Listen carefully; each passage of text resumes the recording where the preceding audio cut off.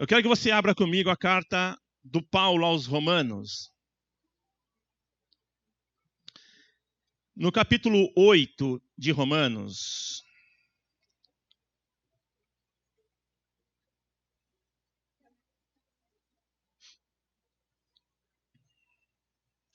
Quem já achou? Que bênção. Agora está fácil, né? Romanos. E se eu dissesse para você abrir em filé mignon? Ou quer dizer, não é filé mignon, é filemon. Quem sabia que tem filemon na Bíblia? Aliás, só de falar em filé mignon já doeu o bolso, olha. Já doeu. Meu Deus, o que fizeram com os bois, hein, gente? Meu Deus. Você sabe que a Bíblia tem alguns nomes que você que não tem filhos ainda e pretende ter, ou quiser ajudar os seus filhos a colocar os nomes nos netos. Você sabe que a Bíblia traz alguns nomes sugestivos. Por exemplo, Mefibosete. Olha que nome lindo. Esse é para menino. Mefibosete. Não é bonito esse nome? Né? Eu nem sei como seria o diminutivo para chamar. Como é que seria? Fobetezinho? Como é que ficaria? Jesus. Pastor, mas e se for menina? Tem dois. Trifena e Trifosa. O que você acha? Está na Bíblia. Trifena e Trifosa. Nomes lindos para o seu. Pelo menos diferentes. Há de convir comigo que são nomes peculiares. Garanto que você será a única pessoa, acho, a registrar filho com esse nome no planeta. Trifena e Trifosa. Tem mais algum? Mefibosete. Deixa eu ver se tem mais algum nome assim meio estranho.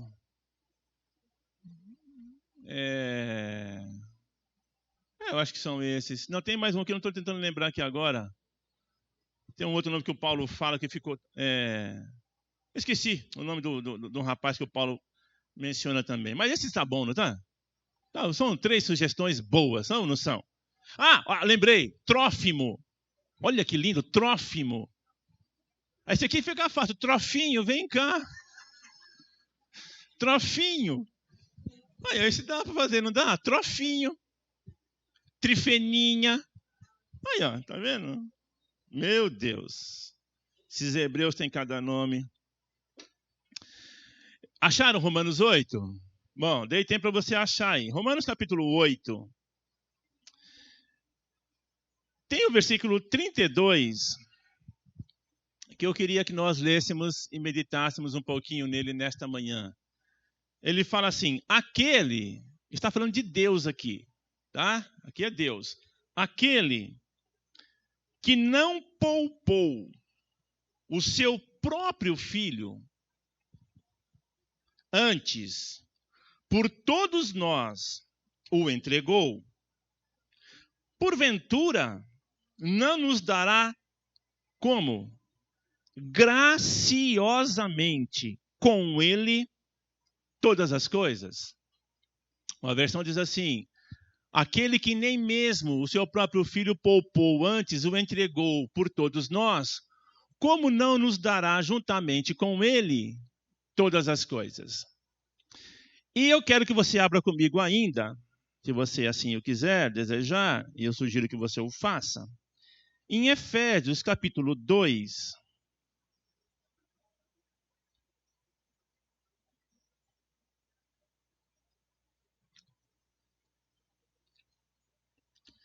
Começando pelo versículo 8 de Efésios 2, diz assim, porque pela graça, fala comigo, graça. Pela graça sois salvos, por meio da fé. Isto, ou seja, a salvação, não vem de vós. É um dom de Deus. Ela não vem de obras, para que ninguém se glorie. Amém? Eu quero juntar esses dois versículos, você pode já guardar a tua Bíblia, se você... Eu sei que sugerem que você leia, né? Que você fique lendo para ver se, se o pregador está falando sim ou não. Se você quiser continuar lendo aí, pode ficar à vontade, mas desde que você não perca a atenção aqui. Se você quiser reler o versículo novamente. Reler novamente é bom, né? Foi boa essa, não foi? Reler novamente é bom pra caramba. O Paulo fala em Romanos que Deus não poupou o próprio Filho. Por quê? Ele vem trabalhando numa ideia de que, às vezes, o que pode passar na minha mente e na tua é que Deus faz as coisas a seu bel prazer. Tipo assim, ora eu quero, ora eu não quero. Para este eu faço, para aquele eu não faço. Se me der vontade de fazer, eu vou dar. E eu vou dar aquilo que eu quero dar. Tá? Existe uma compreensão distorcida da soberania de Deus, querido. Deus é um ser soberano, isso é fato. Ele é tão soberano que ele decidiu fazer as coisas de uma determinada maneira sem pedir palpites para ninguém. Deus criou a terra e Gênesis nos mostra a recriação da terra. Da maneira que ele quis criar, Deus criou o homem com um propósito que ele mesmo quis, e o que prevalece para Deus é o seu propósito, aquilo que ele intentou fazer, é isso que prevalece. Por isso que Paulo fala que Deus faz todas as coisas segundo o beneplácito da sua vontade. Não há nada que possa impedir a Deus de fazer o que ele queira fazer. Isto é fato. Mas Deus já estabeleceu os meios e a maneira como ele vai executar a sua vontade. E dentro deste propósito, há algo lindo. Ele criou o homem, diz a palavra, a sua imagem e semelhança. Ele deu a este homem uma condição de vida perfeita. Quando Deus criou o homem, o Éden já estava formado. Mas o homem deixou-se corromper, teve um ato de desobediência para com Deus, e toda desobediência a Bíblia chama de pecado. Pecado, pastor, existe isso ainda hoje? Existe, querido. Ah, pastor, no século 21 não existe mais pecado. Faça o que tu queres, pois é tudo da lei, da lei. Viva a sociedade alternativa. Em pleno século 21, pastor, pecado, isso é uma questão de ponto de vista. O que é errado para um, pode não ser errado para outro. Dependendo de como se vê as coisas. Não podemos ser tão retrógrados. Não podemos ser tão atrasados. Porque os homens que escreveram a Bíblia, uma parte dela há 6.000 anos atrás, outros há 2.700 anos, e a parte nova dela há 2.000 anos atrás. Imagina, olha a mente do homem de 2.000 anos atrás com a mente do homem do século 21. Nós somos a geração, o homem pós-moderno. Como é que pode haver esse conceito de que tem coisas que são pecado? Não, nós temos que evoluir. Nós temos que crescer, nós temos que ser pessoas inteligentes. Onde é que já se viu esses homens rudimentares, com essas ideias rudimentares, com esses conceitos atrasados? Querido, o que era pecado para Deus há 6.000 anos atrás é pecado hoje, ponto PT não, ponto saudações. Amém? Sem nada. O homem pecou. Só que Deus, na sua infinita sabedoria, graça e soberania, Ele elaborou uma maneira para resgatar este homem. E mais, Deus queria fazer algo que desse ao homem uma condição, primeiro, que o tirasse do estado em que ele se encontrava. E Romanos capítulo 3 versículo 23, fala para nós exatamente qual é a condição do homem que não tem Cristo na sua vida. Ele fala assim, ó, todos pecaram e separados estão de Deus. Então o homem, quando ele pecou, ele se separou de Deus. Mas Deus criou o homem para ter relacionamento com ele, para ter comunhão com ele. Só que o homem precisava de um redentor. Fala comigo, redentor. Alguém que o redimisse. A ideia da palavra redimir ou remir é essa ideia quando alguém é sequestrado e a família paga um preço. O nome é resgate, para ter aquela pessoa de volta para o seu convívio.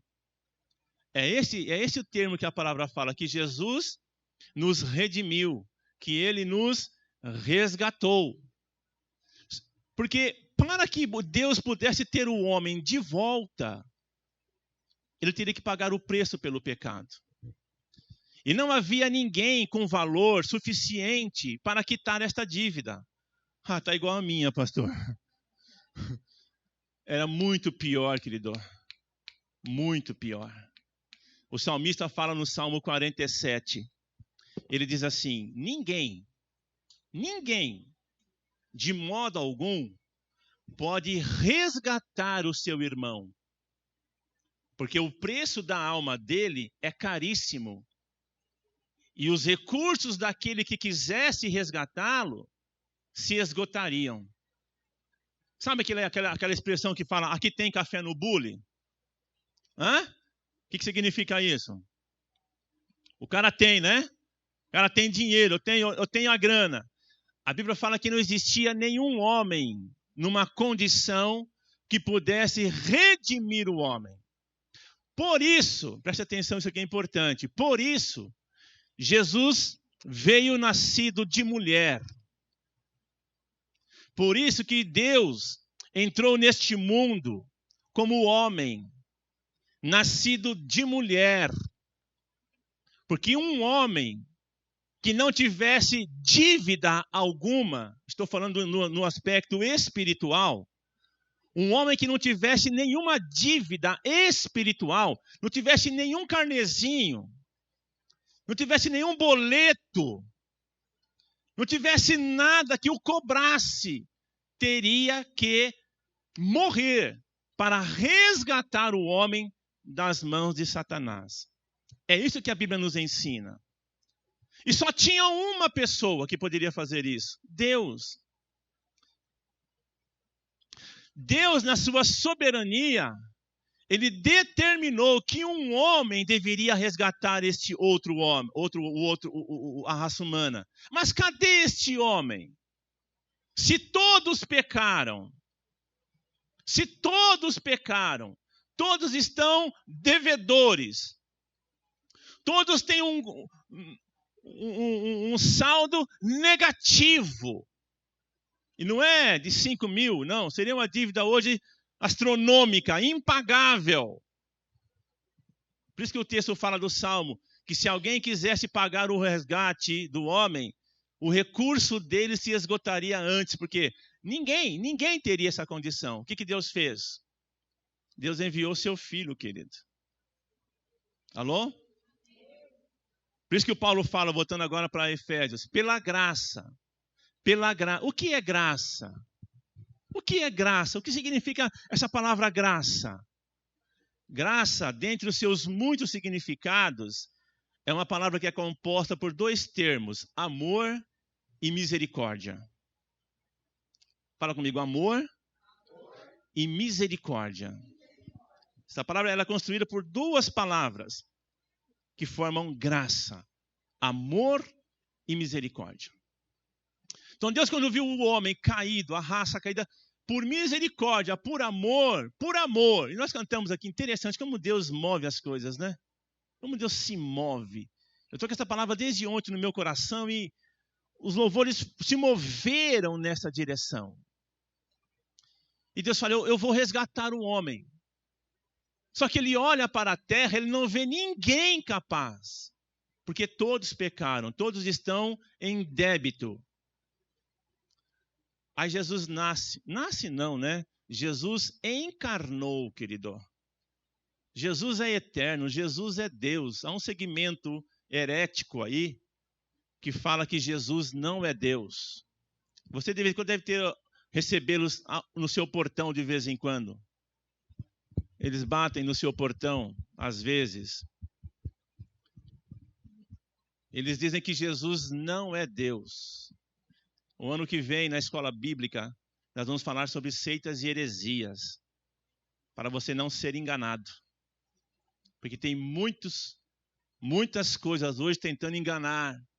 E Jesus fala assim, ó, quase que os escolhidos, os chamados também seriam enganados no final dos tempos. Eles falam que Jesus não é Deus, mas ele é Deus. E como Deus, ele é eterno. No Evangelho de João, no capítulo 1, diz assim, ó, versículo 1, no princípio era a palavra, era o verbo. E o verbo estava com Deus, e o verbo era Deus, e o verbo se fez carne. Está falando de Jesus. E habitou entre nós. O nome Jesus significa Jeová é a salvação. E é disso que eu quero falar com você nesta manhã. Quando eu falo assim, é porque Deus deu o de melhor que ele tinha. E para tirar dúvidas da minha mente ou da sua mente, se Deus quer ou não nos abençoar, ele fala assim, ó, aquele que nem mesmo o seu próprio filho poupou. O Paulo está dando uma ênfase aqui, meu irmão. O Paulo quer enfatizar algo, ele está dizendo assim, ó, ele deu o filho dele. E o Paulo ainda fala assim, pode ser que por alguém que seja justo, alguém que seja bonzinho, alguém até se ofereça para morrer no lugar dele, o que eu duvido. Não duvido da palavra que está sendo falada, de uma atitude assim de alguém. Porque o cara fala assim, não, ô fulano, fala o seu nome, né? Não, Álvaro, vou com você até debaixo d'água. Aí quando você vai passar pelo mar, você só glube, glube, glube. E o cara, se ele for morrer afogado, meu filho, na hora, entre você e ele, o que ele fala? Se for ele e o pai, ele fala, vai meu pai que é mais velho que eu. Porque na hora da vida, o homem tem um instinto de sobrevivência, querido. E o cara manda alguém para o destino eterno e ele se salva. Ah, pastor, eu daria a minha vida pelo meu filho. A pergunta é, se você daria o seu filho pela vida de alguém. A pergunta não é se você daria a sua vida pelo seu filho. É se você daria o seu filho. Eu não tenho dúvidas que os pais que aqui estão morreriam pelos seus filhos. Estou certo nisso? Eu imagino que os pais morreriam pelos seus filhos. Agora, um pai pegar o seu filho e dar para morrer por alguém. Ah, meu irmão. Você me desculpa, se é que eu tenho que me desculpar, mas eu acredito que ninguém faria isso aqui, nem eu. Nem eu. Por isso, o Paulo está dando essa ênfase. Você que está pensando que Deus fica recusando coisas para você por capricho. Eu estou falando do Paulo. Você que fica pensando que Deus não está atento às suas necessidades. Você que falou essa semana ainda, onde é que está Deus que não está vendo o que eu estou a passar? Eu tenho uma palavra para você nesta manhã da parte de Deus. Ele fala assim, ó, nem o filho dele ele poupou. O que você tem de mais precioso na sua vida? Qual é aquilo que você considera inegociável na sua vida? Por isso, quando nós colocamos um peso em algo, o que vem a seguir, meu irmão, torna-se pífio. O Paulo diz assim, se Deus, aquele que nem o próprio filho poupou, antes, ou seja, ao invés de preservar o filho, ao invés de criar uma redoma em volta do seu filho, se nem o próprio filho ele poupou, como você questiona que ele negaria para você algo do qual você necessita? Do que você necessita aí. Porque é isso que ele está falando, ó. Aquele que nem o filho poupou, por que ele nos negaria qualquer outra coisa? Por quê? Qual a razão? Não faz sentido. Não faz o menor sentido. Mas como nós somos seres, graças a Deus, dotados de emoções, amém? E são muitas emoções. Como nós somos seres dotados de emoções, como nós somos pessoas psíquicas, que se esquecem, graças a Deus que nós temos a capacidade e a oportunidade de esquecer coisas. Eu acho isso bom. Porque senão nós sofreríamos nós viveríamos uma vida de sofrimento, porque nós não nos esqueceríamos de coisas que nos machucaram, verdade ou não é? Elas ficariam ali a nos atormentar. Mas a nossa mente sabe trabalhar com isso, quando bem trabalhado, o nosso coração e o Espírito Santo vem e nos limpa dessas coisas. E ele usa aquilo que Deus colocou em nós para nos abençoar. Mas a nossa mente, às vezes, elas questionam Deus, queridos. Elas quase que colocam Deus na parede. E o Paulo fala assim, ó, como você é capaz de questionar um Deus que o próprio Filho deu? Por que você imagina que ele faria algumas reservas para você?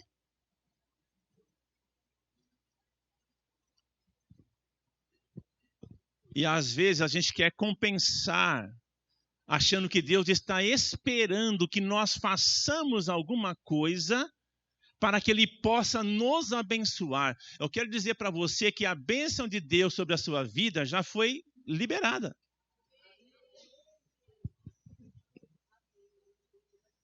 Ela já foi liberada. Você já é, se você está em Cristo, você já é uma pessoa abençoada. Na verdade, o planeta, as famílias que vivem neste planeta já são abençoadas. Eu não sei se você sabe, mas todos os descendentes dessa terra passam por Abraão. E Deus fala assim, em ti serão abençoadas todas as famílias da terra. Agora, se nós estamos fazendo uso, usufruindo desta bênção, é outra coisa. Nós podemos colocar um banquete aqui, uau, sem carne. Esquece carne. Esquece carne. Batata, cenoura, vai todo mundo virar vegano agora. Eles devem estar vibrando, né? Essa turma está vibrando, né? Chegou a nossa vez. Então nós podemos colocar um banquete enorme aqui e apenas alguns virem aqui e dele usufruir. Alguns talvez olhariam, não vou não, eu acho que não é para mim. O salmista, e ele está falando como ovelha, o Davi, no Salmo 23. Ele é um pastor de ovelha, pastor mesmo. E ele se coloca na posição de ovelha, e ele olha para Deus como seu pastor. E ele fala assim, o Senhor é o meu pastor.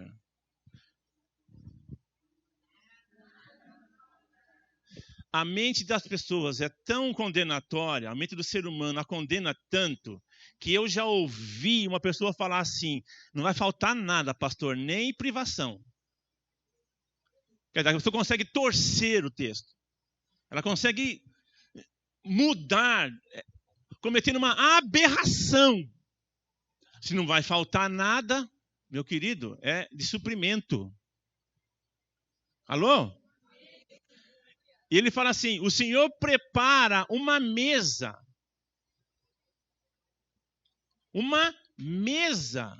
perante mim, diante dos meus adversários.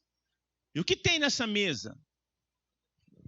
Essa palavra mesa, quando os pastores falavam isso, é porque era o melhor pasto que existia na região. Era chamado de mesa. Ou seja, era aquele pasto onde levou a ovelha, é a melhor grama, planície, não era lugar de sobe e desce, era aquele lugar plano, onde a ovelha ia só comer e andar, não ia ter que andar por lugares altos, baixos, subir e descer, era uma planície, ela comeria, daqui a pouco ela deitaria naquele lugar e ficaria ali só olhando. Você sabia que a ovelha não dorme com fome? Descobri que eu sou ovelha, graças a Deus. Não sou bode. Porque quando eu estou com fome, eu fico mal-humorado. Você fica assim também?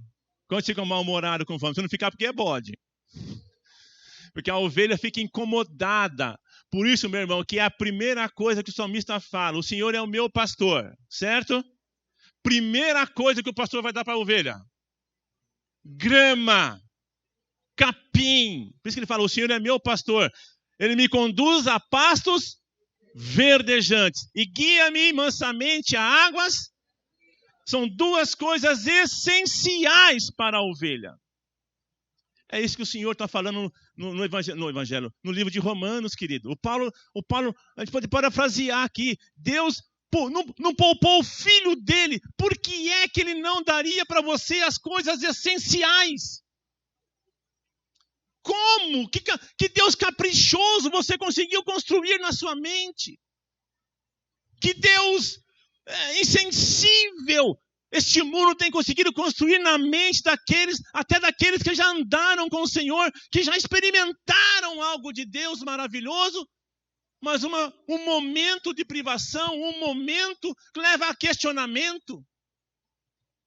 A questionar o amor, se Deus está a cuidar ou não dele. Ele fala: como você pode pensar isso de uma pessoa que deu o filho dela por você? Nós temos que brigar contra esse pensamento, querido. E a briga é feia. Porque as nossas emoções nessa hora querem dar razões a nós. É ou não é? Nós queremos ter razão. Teve um homem que pensou assim. O Jó. Sabe o que o Jó disse uma vez, querido? Ele falou assim: eu queria comparecer diante de Deus e eu ia mostrar para ele que ele está errado e que eu estou certo.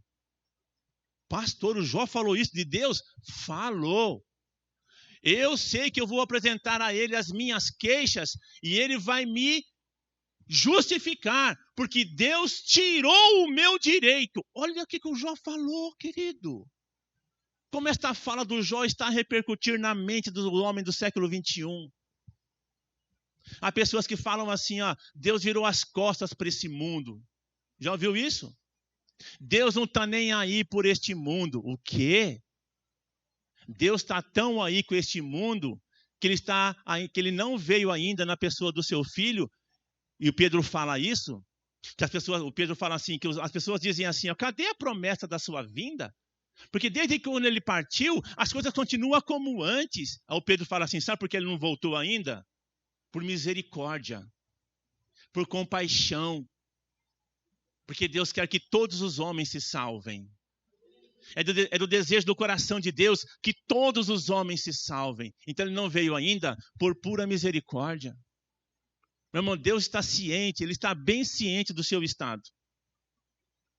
Deus está bem ciente da tua condição. Ele sabe se você está doente, Ele sabe.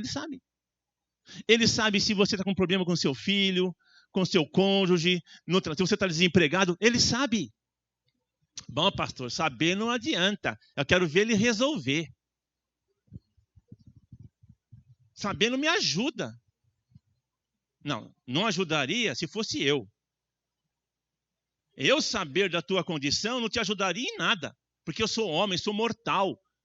E quem sabe poderia até te ajudar um pouquinho aí, se você precisasse de uns 100 mil, até poderia te ajudar.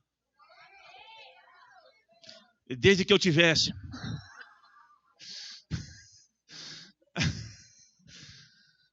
Mas Deus, querido, Ele ultrapassa essa dimensão de pensamento.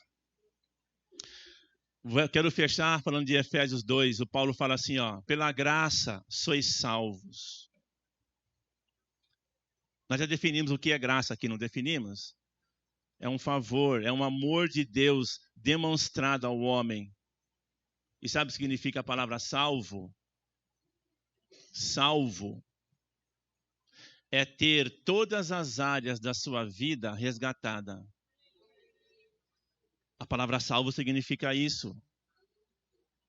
Você foi salvo, não foi só para ir para o céu. Você foi salvo, alô? Você foi salvo. Deus tirou você de um lugar e o transportou para outro. Ele não tirou apenas você do inferno, Ele te salvou. Ele te salvou. Uma mulher vem até Jesus, depois de tantos anos sofrendo, padecendo, ela chega, ela toca em Jesus, e Jesus fala assim, vá em paz, filha, porque a tua fé te salvou. A salvação que Deus trouxe para aquela mulher naquela hora foi cura. Tanto é que algumas versões trazem assim, a tua fé te curou. Porque a palavra sozo significa ter a área que está danificada na sua vida restaurada. Então, se é alguma questão física, você é salvo, você é tirado daquele estado físico que se encontra ruim e restabelecido na sua saúde. Foi para isso que Deus deu Jesus para você, querido. Só que a gente não pensa assim. Então a gente fica olhando para as necessidades das nossas vidas e achando que Deus supriu só uma. É isso que o Paulo está falando, você é salvo pela graça. Antes mesmo de você nascer, Deus já havia salvo você. Você já estava nos planos de Deus. Eu não estou falando de predestinação. Eu estou falando que a salvação do homem, que a vida que nós aguardamos, uma vida bem vivida, ela foi construída para nós na eternidade, querido. Ele fala assim, o Cordeiro, está falando de Jesus, que foi morto antes da fundação do mundo, mas que foi manifestado agora. Agora, foi há 2000 anos atrás. Para eles era agora, porque Paulo estava naquela época. Foi manifestado agora, por amor de vós. Olha para mim, eu vou dizer uma coisa muito importante agora. Deus não tem um armário onde você não possa abrir, que você não possa abri-lo. Deus não tem coisas escondidas para você. Não tem, pastor. Para você, não. Clama a mim. Clama, qual é a chave que abre esse armário? Clama a mim. E eu vou te ignorar. Não. O que eu vou fazer? Eu vou te responder. E vou fazer o quê? Vou te mostrar. Vou te mostrar o quê? Coisas grandes e firmes que você... Então Deus não tem um armário que você não possa ter acesso a ele. Só precisamos da chave. Alô? Temos que ter a chave. A chave. Clama para mim. E eu vou responder para você. Os meus ouvidos não estão entupidos? As minhas mãos não estão encolhidas? Eu estou ouvindo o que você está falando. E a minha mão está estendida para te abençoar. E eu quero fechar. Pedindo que você fique de pé. Se você quiser. Lendo uma passagem que está em Efésios. capítulo 1, versículo 3. Quantos anos? Quem aqui tem mais de 100 anos? Acho que a pessoa mais vivida nesse ambiente hoje tem 91 anos. Então, ela é a pessoa mais vivida aqui. Essa palavra aqui foi escrita há 2025 anos atrás. Nenhum de nós estávamos lá. Ela foi escrita, mas ela foi realizada antes da fundação do mundo. Como vocês estão entendendo? Olha para mim, o movimento é aqui. Ela foi escrita há 2000 anos, mas o fato que ela registra foi concretizado antes da fundação do mundo. Olha o que a palavra diz.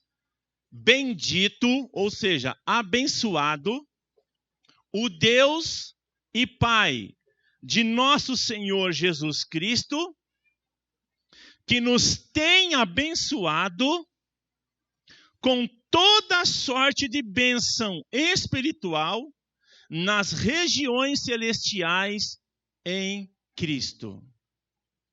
Com quantas bênçãos você já foi abençoado? Com quantas? Com todas. Quando você foi abençoado? Você não tinha nascido quando foi escrito isso aqui.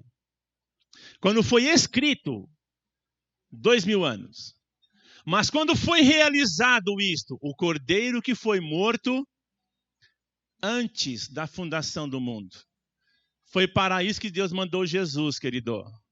É isso que o Paulo fala. Por que você imagina que Deus não faria na sua vida algo se na pessoa do seu filho ele já disponibilizou para você tudo aquilo do que você precisa? Porque ser salvo é ser resgatado por inteiro, querido. É completa, é uma obra completa. Não existe da parte de Deus uma salvação fracionada. O homem tinha 3 necessidades: espiritual, emocional e física. A espiritual é instantânea. Você fala sim para Jesus, o Espírito Santo vem habitar no seu coração, você agora é filho de Deus, nascido de novo. Isso aqui é instantâneo. Emocional é progressivo. Você vai tomando conhecimento do que Deus fez na cruz por você e você vai tomando posse dessas coisas. Física, que é a questão de saúde, também é progressivo. O banquete está colocado para você na mesa. O Senhor prepara para mim, para você, uma mesa diante dos nossos inimigos. Tem que ir lá e comer. Alô? Alô? Se você visse... Quantos estão a ver essa mesa aqui? Quantos duvidam que ela está aqui? Quantos duvidam? Mas é assim que a gente faz espiritualmente. Como não é visível, a gente duvida de que Deus realmente tenha preparado. Jesus, olha para mim, é toda a provisão que você precisa. Jesus, Yeshua, Deus é a salvação. Deus é o restaurador. Ele restaurou a sua vida espiritualmente, emocionalmente e fisicamente. Tua casa é abençoada. Tua família é abençoada. A tua casa, pastor, mas eu não estou a viver isso. Mas você pode comer dessa mesa. Você pode falar: Senhor, eu sei que tem nessa mesa uma vida familiar abençoada. Então, eu sou abençoado, eu vou viver esta bênção na minha vida. Pastor, por que eu tenho que fazer? Eu tenho que identificar os agentes que estão querendo impedir você de viver esta bênção, querido. Tem que impedir, tem que identificar os agentes. Jesus falou assim, o ladrão, ele vem para roubar. Ele vem para matar. E ele vem para destruir. Eu vim, diz Jesus, para que você tenha uma vida. Olha lá, Deus enviou aquele que nem o seu próprio filho poupou antes, o entregou por nós. Por que ele entregou? Para que você tenha uma vida. Jesus falou, eu vim para que você tenha uma vida. E uma vida abundante. Então, em Jesus, nós temos a provisão diária que nós precisamos. Então, quem são os agentes aqui? Quem é o agente que vem para roubar, matar e destruir? O ladrão. Ele vem para roubar, para matar e para destruir. O que eu tenho que fazer? Identificar. Está havendo morte? De sonhos, de saúde, de esperança. Não sei que tipo de morte seja aí. Está havendo destruição? Está havendo roubo? Então não é Deus na minha vida. Jesus não está inserido aqui nesse contexto. Ele veio para eu ter vida. Vida diferente de morte. Ter é diferente de roubo. E abundância é o oposto. Né? Essas coisas são opostas uma à outra. É o oposto de destruição. Deus deu Jesus a este mundo. Para você e para mim. Para vivermos o melhor de Deus, querido. O melhor de Deus. Diga o melhor. O melhor.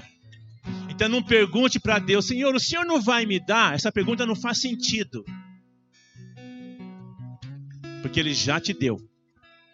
Na pessoa do seu Filho, pela graça, fostes resgatados. Pela graça, fostes restaurados. O que eu tenho que fazer agora? Trazer à realidade aquilo que é a promessa de Deus para a minha vida. Eu tenho que chamar a realidade. Eu tenho que chamar a realidade.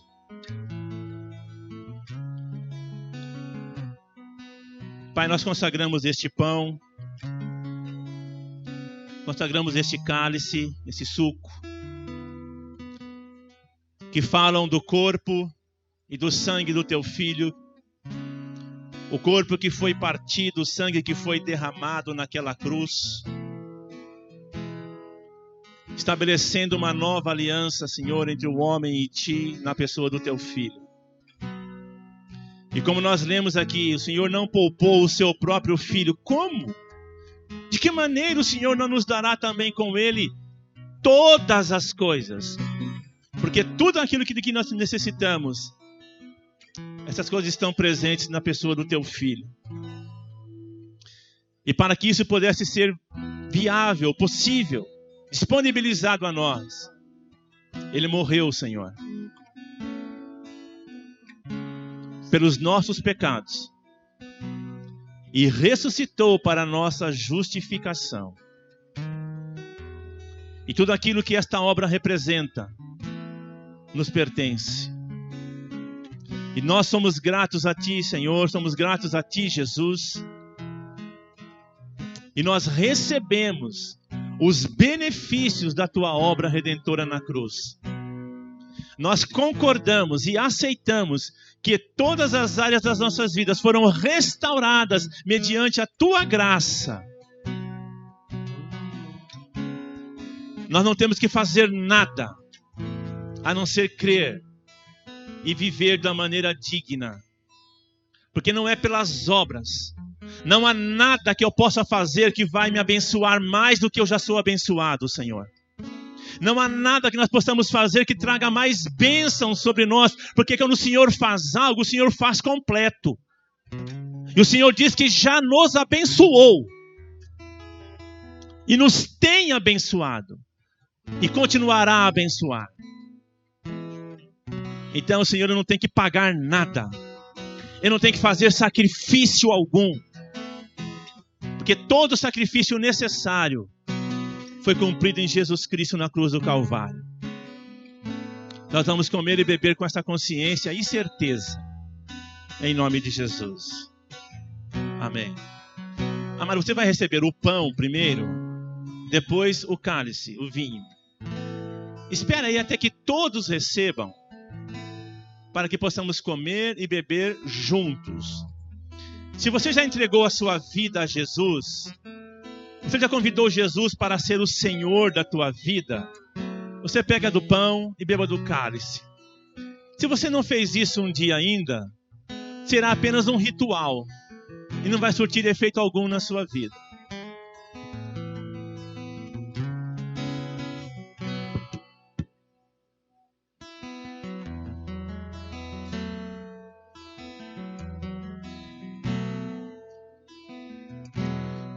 Tu eras a palavra, com Deus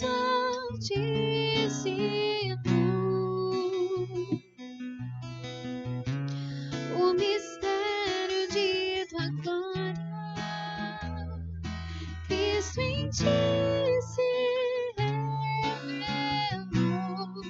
Acolhido esse nome acolhido esse nome o nome de Jesus, meu Rei. Acolhido esse nome maior que tudo ele é. Acolhido esse nome o nome de Jesus.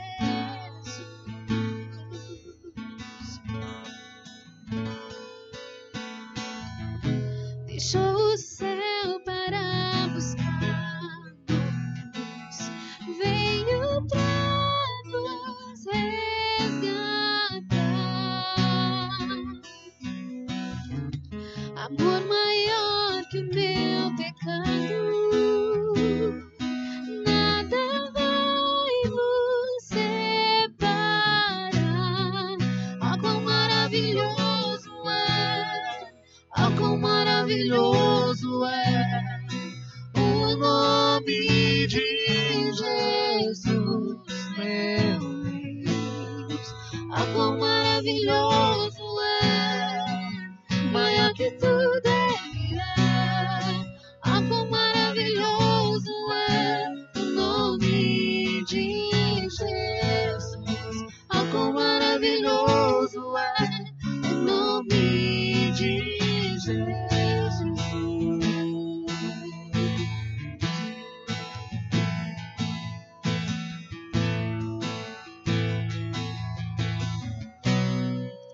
A morte venceste, o véu tu rompeste, a tumba vazia agora está. O céu te adora, proclama tua glória, pois ressuscitaste universal. És invencível, inigualável,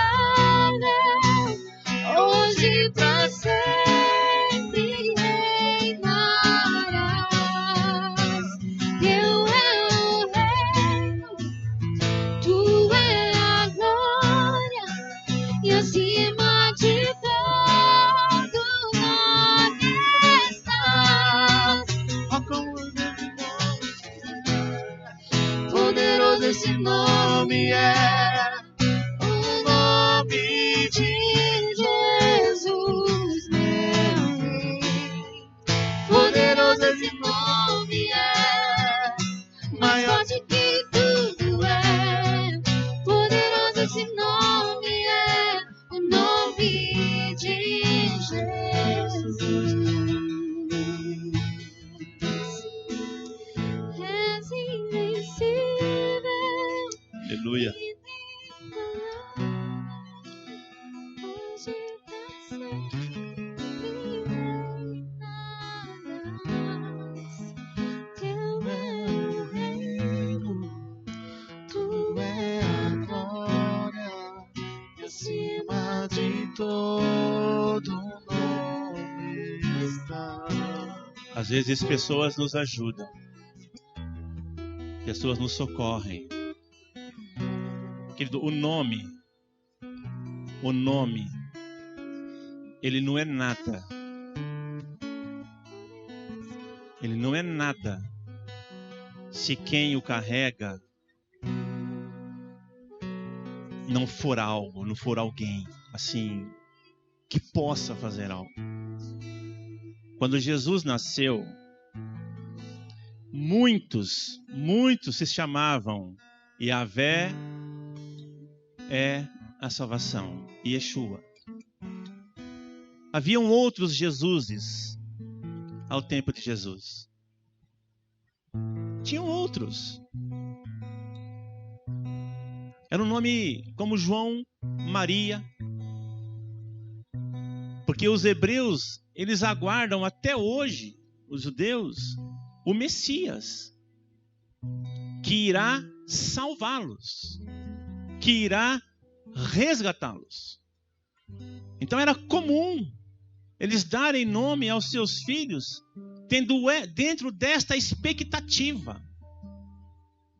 Então Jesus não era esse Jesus a quem nós adoramos não era a única pessoa chamada Jesus à sua época. Só que ele era Jesus, o Cristo. Jesus, o Filho de Deus. Quando Pilatos tem Jesus preso, ele fala: a quem quereis que eu vos solte? A Jesus chamado o Cristo ou a Barrabás? Porque tinha que identificá-lo. Outras pessoas se chamavam Jesus. Mas aquele, ou melhor, este, a quem nós adoramos e o professamos como Senhor, ele é o Cristo. Cristo é o escolhido, o ungido, o designado, o estabelecido. Cristo não é o sobrenome de Jesus. Cristo é o que ele representava. Ele era o enviado de Deus. Aquele que fora enviado, aquele que fora profetizado, agora estava presente entre eles. Quando eu falo aqui, esse nome, quando nós cantamos aqui, esse nome só tem valor porque quem foi Jesus? O Nazareno, o nascido de Maria. Outros Jesus poderiam tentar fazer o que Jesus veio fazer e jamais conseguiriam. Por que é que o nome de Jesus funciona? Porque Jesus, meu irmão, venceu a morte. Jesus venceu o pecado. Jesus venceu Satanás. Por isso, quando ele fala assim, o meu nome, em meu nome, é porque a este nome, da parte do Pai, foi dado autoridade. Ele diz assim, toda autoridade me foi dada. Mas ele não ganhou, querido, ele conquistou o nome. Vencendo a morte, vencendo o pecado. E aquele que está identificado com ele, através do novo nascimento, pode exercer o direito do nome. Quando você fala em nome de Jesus, os demônios sabem o porquê. Porque ele os venceu. E eles têm que se sujeitar ao nome de Jesus. Quando o juiz expede o mandato, vem escrito no final, cumpra-se. Cumpra-se. E o oficial de justiça vai lá em nome da justiça, do juiz. E a assinatura daquele juiz tem por trás um nome que tem autoridade, porque ele está devidamente estabelecido, reconhecido. E ele pode falar. Só que aqui na terra, às vezes se consegue uma liminar para suspender temporariamente, um efeito suspensivo, aquilo que um juiz designou. Este ninguém pode revogar. Diga amém. Este ninguém pode revogar. O Balaque quis amaldiçoar a nação de Israel, contratou o Balaão e falou assim, amaldiçoa este povo para mim. Ele falou assim, Deus abençoou e eu não posso revogar. Tem crente que tem medo de pessoas que fazem trabalhos com ele no centro, amarram o nome dele no sapo, enterra no caixão, no cemitério. Você não tem que ter medo de nada e de ninguém, porque ninguém pode revogar a bênção de Deus que está sobre a sua vida. Ela é irrevogável. Deus abençoou você. O juiz supremo assinou e ninguém, e que está assinado não é com tinta, é com o sangue de Jesus. E o diabo sabe o valor desse sangue, porque foi Jesus que pisou na cabeça dele. E ele tem que se sujeitar. Exerça essa autoridade em nome de Jesus na sua vida, querido. Você não tem que correr atrás de nada. Você tem que simplesmente se posicionar e falar: Senhor, eu vou comer dessa mesa que o Senhor preparou para mim. Porque Ele foi dado autoridade a você, para pisar serpentes e escorpiões. Use esse nome. Senão, querido, de nada adiantará nós cantarmos. Canta isso de novo, maravilhoso. Como que é o nome? A música aí? Canta de novo. Poderoso esse nome é, o nome de Jesus, meu Rei. Poderoso esse nome é. Não adianta cantar. Maior de tudo. Mas se você crê, cante aí. Cante aí. Cante esse refrão, cante. Poderoso esse nome é. Cante aí. Cante aí, cante aí, cante aí. Cante! É este nome que trouxe bênção para a sua vida. É neste nome que você é abençoado. É neste nome que você é sarado. É neste nome que você é liberto. É neste nome que a tua casa é abençoada. É no nome de Jesus. É no nome de Jesus. Ele está presente. Este nome é forte ainda hoje. Este nome é poderoso ainda hoje. É neste nome. É neste nome. É neste nome. É neste nome. Pode comer. Come e beba.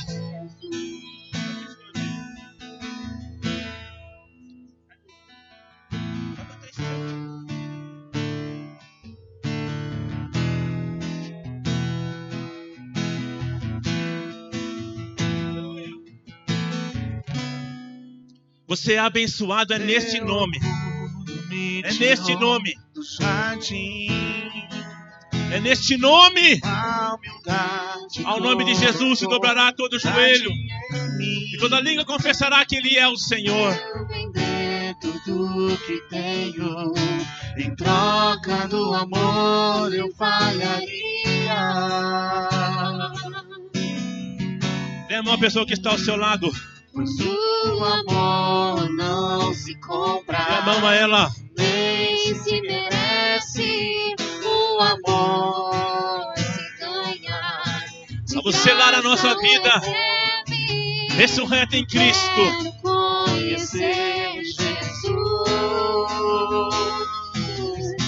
Eu quero conhecer Jesus. Ele é Jesus, o Senhor dos senhores, o Rei dos reis. Quero conhecer Aquele que vive, Jesus. que está entronizado entre os querubins, que está nesse lugar para ser adorado.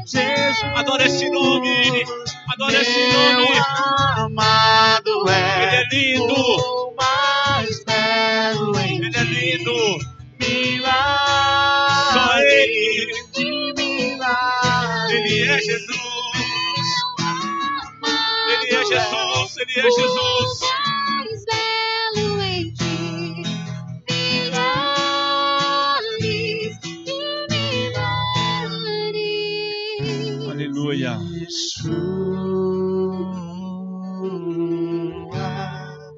Vamos orar por algumas pessoas cujos nomes estão aqui. E abençoando a tua semana, porque será uma semana de vitória, querido. Amém. Pai, em nome de Jesus, nós oramos por essas vidas que estão nos visitando hoje. Aquelas cujos nomes foram colocados aqui, onde quer que elas estejam, visite-as, leve a tua bênção, a tua provisão, a tua cura, a tua paz para esses lares. E nós abençoamos o restante do domingo do teu povo, a semana, uma semana cheia de vitória, de conquistas em nome do Senhor Jesus Cristo.